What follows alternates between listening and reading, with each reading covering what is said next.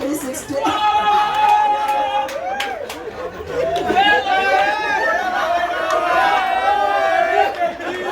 Keko bannange. Atali ayongerako bakube Ssaalongo. Ojjaga ku Ssaalongo mwami bakajekiroza baneebyo kubanga teri muntu ono atayagala komedi, tewali muntu mu maka atalinaamu muntu akola komedi. Ebikoko genda mukyoni soko tuweka 360 kasooto gwe wawadde omwana enseenene katirano tuwadde munna enseenene guma. Ndi musanyufu nnyo ddala okubeera nga mwenna musobodde okujja bannamawulire ne mubeerawo nga tewali n'omu akakiddwa, tewali n'omu agambye nti baba muguliridde nti olina okubeerawo. Olaba nga buli muntu bukyanga tuso tugitandika bukyanga tandika kulanga sheeno, olaba nga buli munnamawulire bloga baani bonna buli muntu yena ali mukwatagana bya media. Olaba nga yaayana agamba Amooti kikigenda mu maaso mbuulira TV stations nzeebaza bambi zonna ezinsobodde okunkyaza nenzijanga njenyogola abantu nti ekintu kino ddala kiri serious. Kuba mu kusooka ebintu byaffe bya comedy bw'olanga ekintu naddala Amooti baba alina ekintu kyagala tubaga wa tali serious ebipya, naye kati ddala abantu bagenda bakakasa ddala nti ddala ekintu kiri serious. Badde bajjo bambuuza ebibuuzo bingi nnyo ku maradio, namwe mwenyini badde mumbuuza ebibuuzo buli munsanga kigenda kubeera kitya, tubbireko kigenda kubeera kitya, nibagamba nedda sola babuulira kigenda kuba ba artist abasinga abayimbi bagamba tugenda kubeera noono genda kubeera noono nagenda kumperekerako. Gwe kyolina okumanya abacomedians bonna bagenda kubeerayo okujjako ng'omuntu afunye ebizibu naye buli muntu agenda kujja mu ngeri ye mu style ye yena obadde olina ekiti ky'omumanyiddemu Maria kyobadde olina engeri gy'obadde omulabamu agenda kugira mu kiti kye kiko alina agenda kujja mu kiti kye. Abaana ababoda bannange omanye ababoda bo tebabakolera saluti gwe okola bukozi bwoti bababoda oba bamaze kati awo mukitakola ki ndekerawo kyuka sibawa 360 mbawe 90 yokka 180 mbawe 180 kokaŋŋambe tobawa 360 egyerekereze. So siri mulungi nnyo mukwogera mulungi naye omuntu gwe neesiga mulungi mukwogera bulungi ku saidi y'amalula. Ngenda kusaba omwami manager Samagadden ze mukono ate nga mutamanyi wange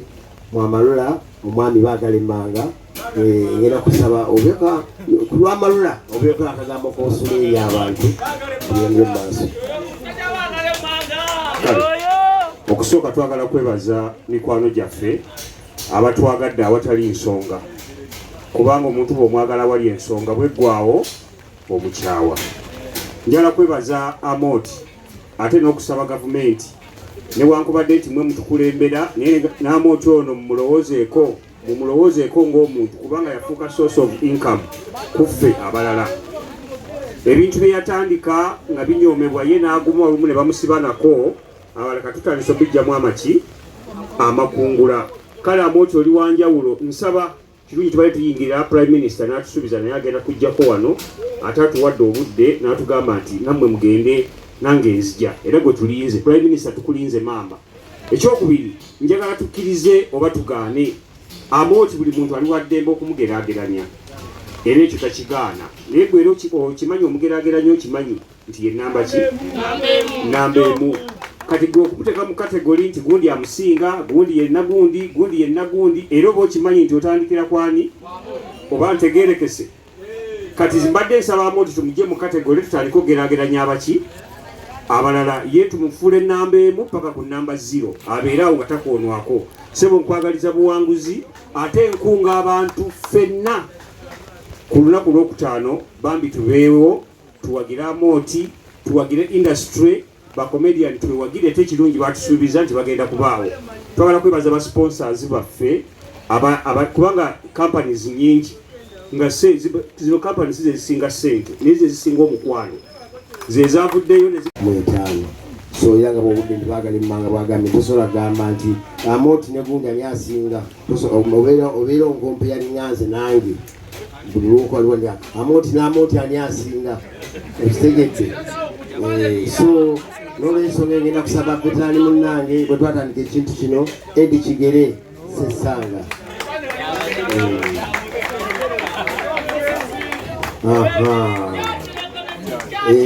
era Kigere ani alyogedde nze lyogedde ya Ssesanga omuntu omulala gwensaba gemadde nga Pade Bitama nze mulaba agenze ku kanti yamaani emirirawo alina ne Kasooto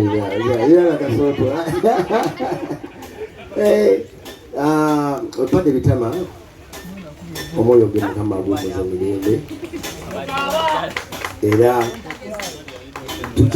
mumanyi waali buli kimu ekigenda maaso bakiraba ne famire ye abaana be tukyafaafagana nabo mpolampola Mukama ne bazadde be. Ngenda kusaba omwana mulenzi Small Boy gwe nayimba naye olubina nga tutandise New Amalula Production ekirabye obugalo bujja kutya nsaba omwana mulenzi the one and only Kapopo oliwa Kapopo namulabyeko ng'akunyakunya ekipapula n'abavo alaga naye avuddeyo noba nemusabira eyo kapaapaali ye musajja yeko webyewuunyo wansi muto akulako mutwe lero kweyanjula omwana muwala abadde alina kuzigayingira amawulire abamawulire bamuwambira ddala naye nga badde gyali Amalula bambi nga wattabu ngera bagamba Amooti olina ekyana ekiki bannaye bukitandika okuzina kirina engeri gyekiremeza Mima bamwita Mima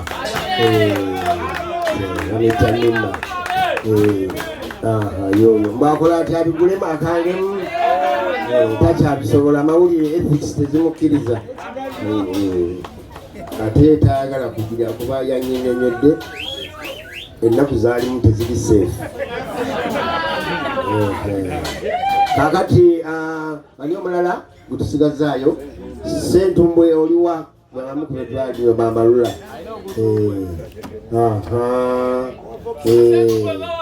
kati omwana mulenzi omulala ye bw'atandika okwogera gw'omukomako baali bamutumina lya Kalaani nenze ne mugamba nedda gwe Kajegere essaawa zino nakati erinnya lye akyalikozesa Original Professor Kajegere. Yes. Skodi nene tulina omwana mulenzi the one and only Original bamwita na Mulugwala wa Amalula mu Sudaani bamwita mu Sudaani Original oyo wa Amalula nnyo ddala twagala omwana mulenzi Franka alinkaye Franka oyo yagattagatta obuntu bwaffe bwe tuba tuzanye ensi n'ebulaba tusalisa okukulaba Franka Uzibu alimba yo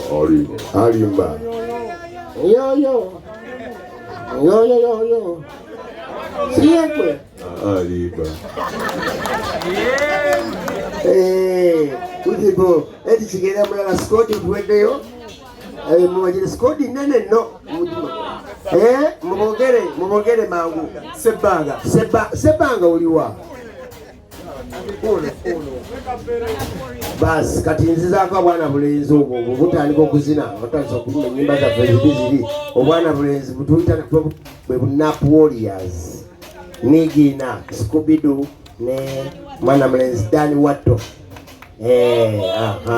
obalaba tebalina kipina kibakozesa oba biragalalagala bano balaba nti eryo eriiso tulo tebatudde lihaso ziringa lihaso oba nfuufu yennakawuka basule yewasa